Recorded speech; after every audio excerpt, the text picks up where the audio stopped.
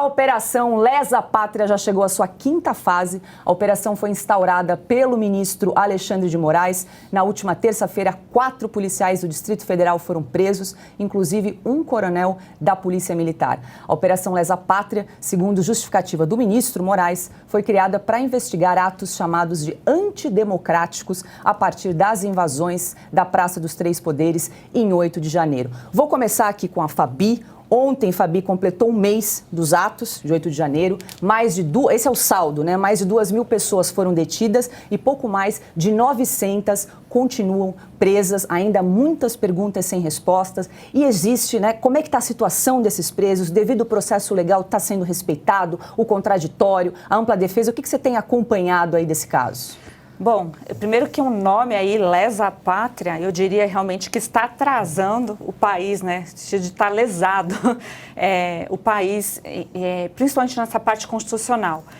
Eu vejo muitas ilegalidades, tanto nos procedimentos aí de investigação, das prisões, então, nem se fala, né? Realmente não foi conferido aos presos, aos detidos, o devido processo legal, nem no momento da apreensão e nem muito menos agora. Então, a gente sabe das dificuldades reais. Também teve a decretação lá do sigilo, que o PT acabou fazendo, o governo acabou fazendo.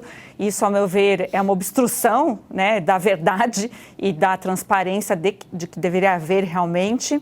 E muitas informações trocadas. No entanto, tudo é realmente inédito porque é pautado na nova legislação lá, que é realmente dos crimes antidemocráticos, que está no artigo 59 do Código Penal.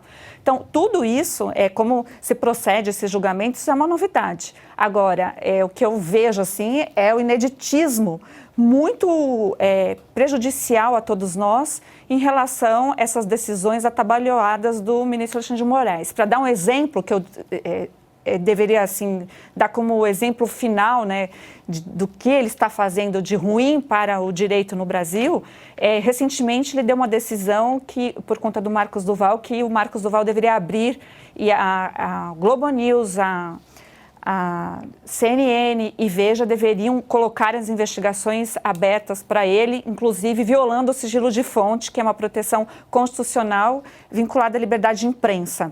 Depois, quando ele percebeu que, na verdade, a própria Globo respondeu que não tinha nada, que não tinha ido ao ar, né? Então, para que ele ia precisar de um ofício, sendo que já estava disponibilizado nos canais da própria Globo, ele se enquadrou, porque ele percebeu, talvez, espero que sim, que ele tem exagerado nesse pedido aí, né, de quebra de sigilo de fonte. Mas a gente já acompanhou quebra de sigilo de outras profissões, como a de advogados, por exemplo. Então, o sigilo profissional protegido na Constituição foi uma das coisas que também aconteceu nessa operação Lesa Pátria por parte dos ministros.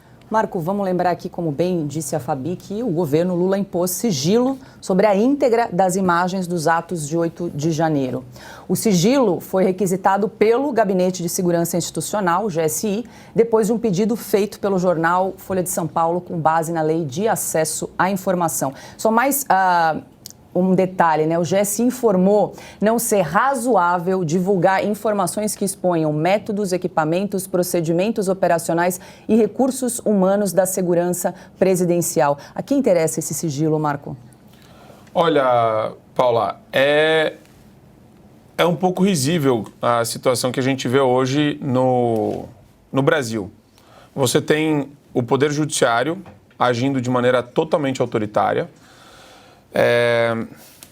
Eu gosto de brincar, né? Quando vira a chavinha do ativismo judicial, entrega a chave para os três poderes, do executivo, do legislativo, pega a chave dos ministérios, entrega tudo lá no Supremo. Não faz o menor sentido você ter essa repartição de competências também entre município, estado, governo federal, quando o Poder Judiciário ele atropela a Constituição e desfere os piores golpes que a gente pode considerar os piores golpes contra a liberdade de imprensa e a liberdade de expressão na história da nossa República. Acho que a gente pode falar isso com bastante tranquilidade.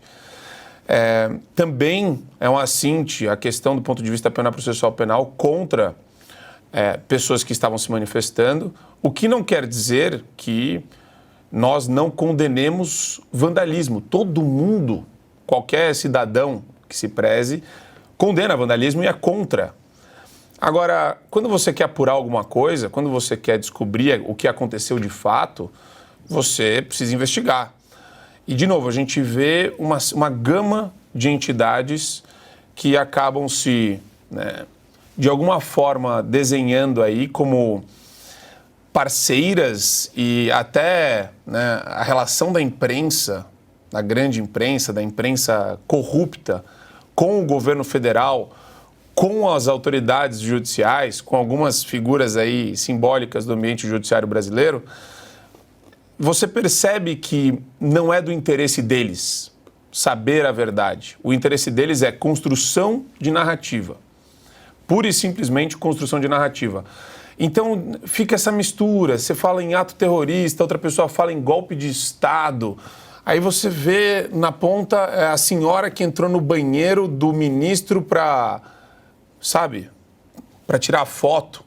O pessoal, aí você vê uma mistura de coisas ali que aconteceram que está muito longe de qualquer tipo de golpe.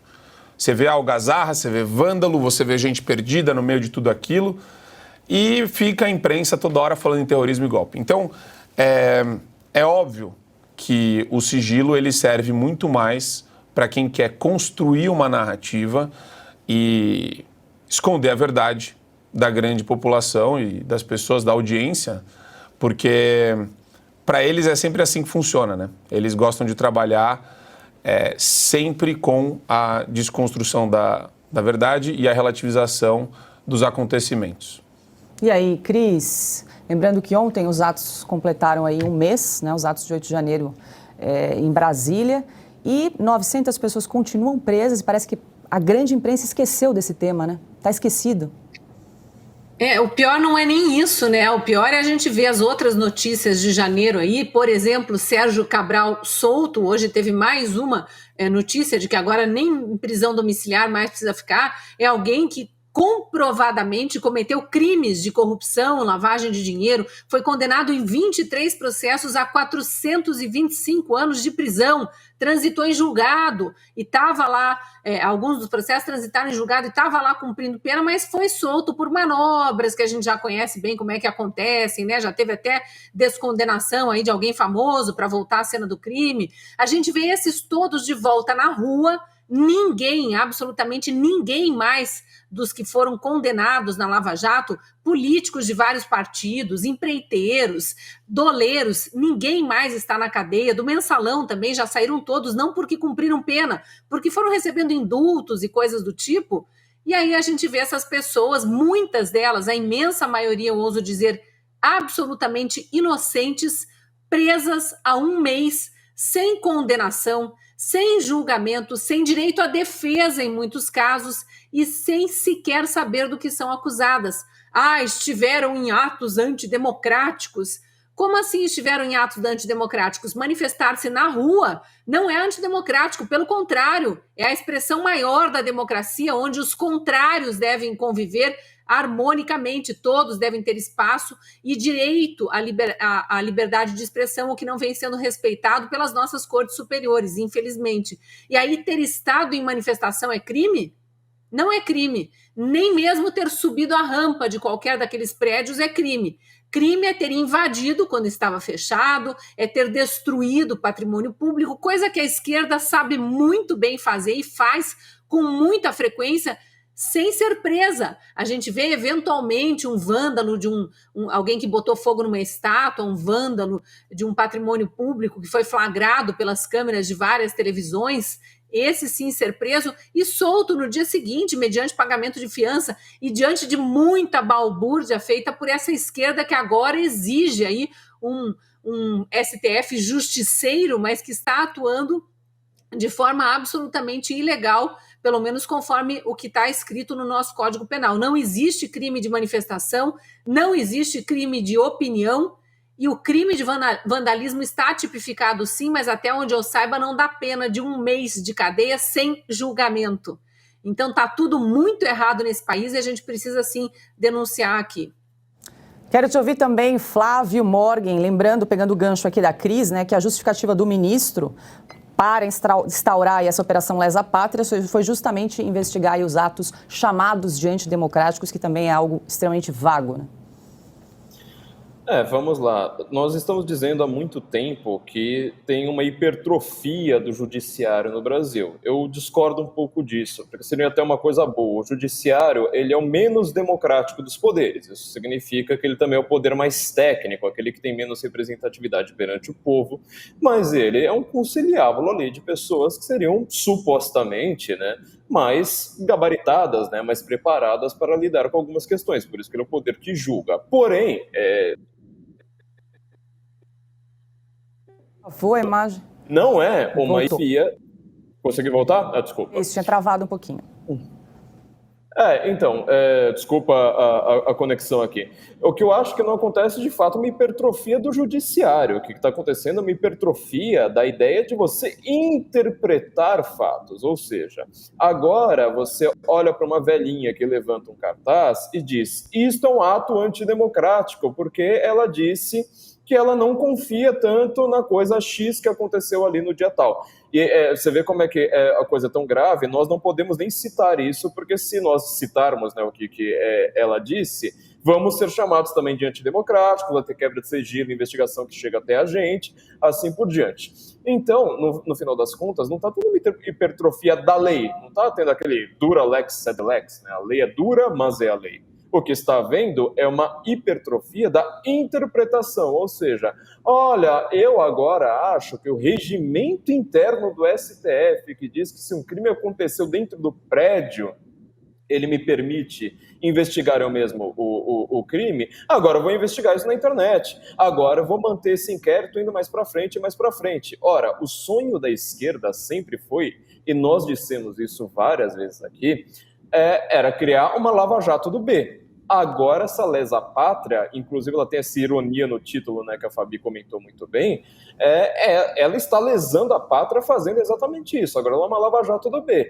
Nós tínhamos dito antes de começar esta operação que nós veríamos notícias o tempo todo. Olha, hoje prenderam não sei quantas pessoas de direita. Hoje prenderam não sei quantas pessoas de direita, tal como era na época da Lava Jato. Naquela época, era sempre um político corrupto.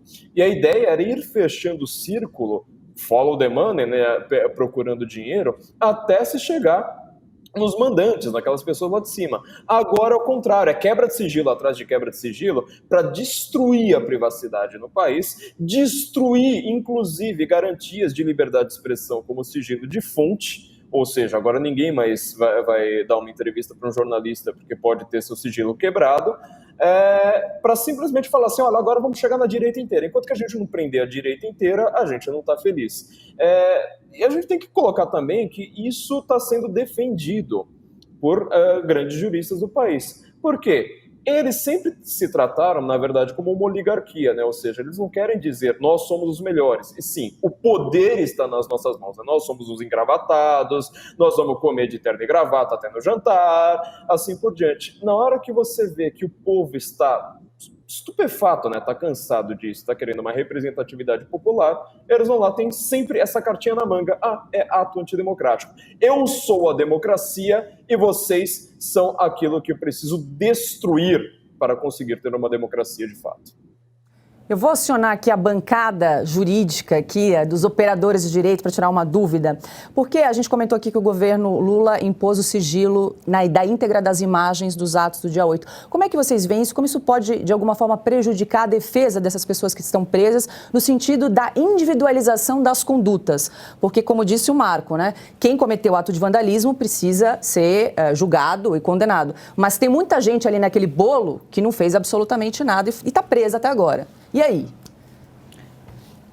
Bom. Ladies first, vamos lá. Primeiro eu falei artigo 59 e artigo 359, gente, faltam 3 na frente, de vez em quando dá esses bugs, desculpa.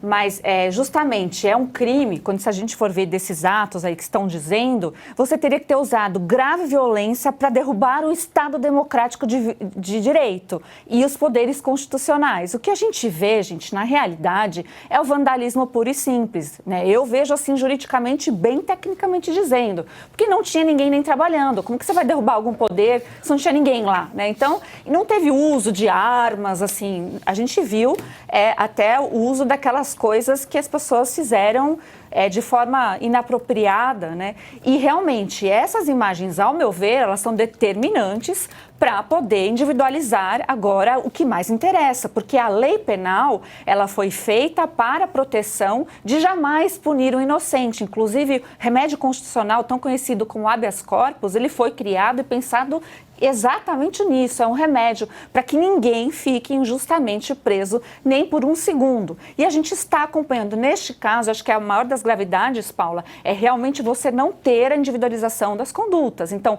cada um tem que ser punido diante da lei, conforme a lei, com todos os direitos restabelecidos, mas nada além da lei. E não isso que nós estamos vendo. Então, continua esse ilícito, a máxima aí do judiciário, né, que está sendo bastante autoritário neste caso, de não dar direitos, inclusive básicos. Então, a gente tem realmente as condições das mulheres ali que estão sem kit higiênico, os advogados não estão conseguindo levar. A gente tem muita notícia da situação dessas pessoas. Tem gente que não tem passagem pela polícia. Há notícias também de gente mais velha do que 70 anos ainda, né, detidos. Primeiro chegou a notícia que todos tinham se liberados, mas provavelmente não. Então, tudo isso, a gente tem ainda uma gama e não dá para dizer que impondo o sigilo com essa desculpa de que ali vai ser mostrado a segurança de um presidente, não é verdade. Porque essas câmeras, essas imagens foram altamente expostas já até pelas redes sociais. Então, em tempos de internet, não faz sentido. O que faz sentido é você dar transparência. Isso sim é a maior segurança que as pessoas podem ter. E eu queria aproveitar a toada da Fabi. Desculpa, é a Cris? Não, Marco, diga lá. Queria aproveitar a toada da Fabi e bater em alguns pontos aqui, né? No direito você divide os conceitos básicos aí em dois grandes grupos, né? Formalidades e materialidade. A materialidade dos direitos, a formalidade dos ritos, a formalidade até do ponto de vista conceitual. Então você tem o devido processo legal. Devido processo legal é rito. Você tem que respeitar o rito. Tem um rito, todo mundo respeita o rito. A matéria, questões relacionadas à matéria. Daí você entra num outro plexo de direitos. Então, a liberdade de expressão. Até onde vai? Aí você vai falar com o esquerdista vai falar liberdade de expressão com responsabilidade. Aí ele vai lá e ceifa no meio a liberdade de expressão, usando eufemismos, né? Brincando com o seu núcleo duro. Ele relativiza tudo, então ele abre a liberdade de expressão e ataca ela, inclusive falando o seguinte: críticas contundentes são um ataque à democracia. Críticas ferozes contra corruptos em quaisquer dos poderes é um ataque à democracia. Então, quando você percebe que órgãos de cúpula do judiciário estão contaminados com essa relativização, aí eu tenho uma notícia péssima para você, Paula, Flávio, Cris e Fabi. Não tem para onde essas pessoas irem. Não tem a quem recorrer. A chance de você ter graves injustiças sendo cometidas, quando você pega e faz embaciada, prende 900 pessoas de uma vez só, de uma só vez, você claramente não está preocupado com o devido processo. 1.400 inicialmente, E daí inventaram uma espécie de soltura humanitária provisória das pessoas de 500 pessoas que estavam lá também. Então, assim, o grande problema que a gente tem é que a gente não... O Poder Judiciário, na sua máxima expressão aí do Supremo, não respeita conceitos básicos e elementares do direito penal e processual penal, direitos e garantias fundamentais que estão previstos na Constituição, que não eram para ser objeto de discussão. Não era para a gente tergiversar sobre isso. Era para ser o básico. Aqui é o núcleo duro da liberdade de expressão. Você tem que pegar, você tem que pegar quem cometeu o crime lá de vandalismo. Então, a preocupação tem que ser em pegar a pessoa que cometeu. Não pegar uma baciada de milhares de pessoas, de 1.400 pessoas, falar, depois a gente vê. Ou vamos colocar todo mundo na mesma conduta e que se dane. Então, quer dizer, vivemos tempos tenebrosos. A gente vai olhar no futuro com muita vergonha para os episódios que a gente viu agora já faz algum tempo que a gente tem visto o Supremo Tribunal Federal agindo completamente fora do esquadro e nos levando a crer exatamente isso. Não importa o que está na lei, não importa o que está na Constituição.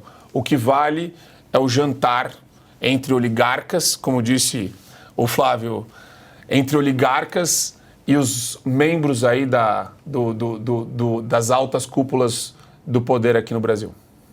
E já sobre esse assunto a gente vai conversar com o advogado Levi de Andrade, ele que defende alguns manifestantes presos em Brasília. Cris, ainda sobre esse assunto, a gente está aguardando, ele está estabelecendo a conexão para conversar com a gente. Essa é a maior prisão em massa do país. E é estarrecedor mesmo que a gente esteja vivendo isso em pleno século XXI, num país supostamente democrático, onde uma parte dos que estão no poder grita todo dia por democracia. Estão aplaudindo isso, estão aplaudindo prisões em massa, ao mesmo tempo em que há solturas em massa de bandidos condenados com trânsito em julgado. Vou repetir aqui, lembrando que essa história do trânsito em julgado só foi determinada como condição sine qua non para haver prisão para que um único preso entre milhares de criminosos condenados fosse solto. E aí milhares de criminosos condenados foram soltos junto com ele. Por acaso esse chegou à presidência da República. A gente não pode mais nem falar muito em todos os termos, porque virou crime também falar, né? Não está tipificado no Código Penal, opinião não é crime, mas a gente sofreu isso, sofreu censura, ameaças de punições severas e inclusive viu pessoas sendo presas por terem falado verdades. E aí aqueles que aplaudem o bandido de volta à cena do crime criticam a verdade, apontam o dedo acusatório dizendo que é fake news, apontam o dedo acusatório dizendo que somos antidemocráticos e que esses manifestantes todos são antidemocráticos, feitas as ressalvas de que vândalo é vândalo e que vandalismo é crime, embora não dê essa prisão aí de 1 mês que estão fazendo com pessoas que não foram acusadas e formalizada a acusação de vandalismo. E ainda estão atrás de provas, tem alguns, um ou outro identificado já, mas vamos lembrar, né? O governo Lula, ou Lule, né, como eles gostam de dizer, impôs sigilo aí sobre as imagens, talvez porque alguns black blocs esquerdistas tenham sido identificados, infiltrados no meio, e que houvesse ali uma provável confirmação dos motivos muito escusos que levaram pessoas de esquerda, apoiadores do presidente Lula, para dentro dos prédios públicos para também participar dessa depredação. Então, em relação àqueles que foram presos no dia seguinte, em outro local que não o da prisão, esses ainda precisa ser comprovada a participação deles. E se não foi comprovada, não poderiam jamais estar presos.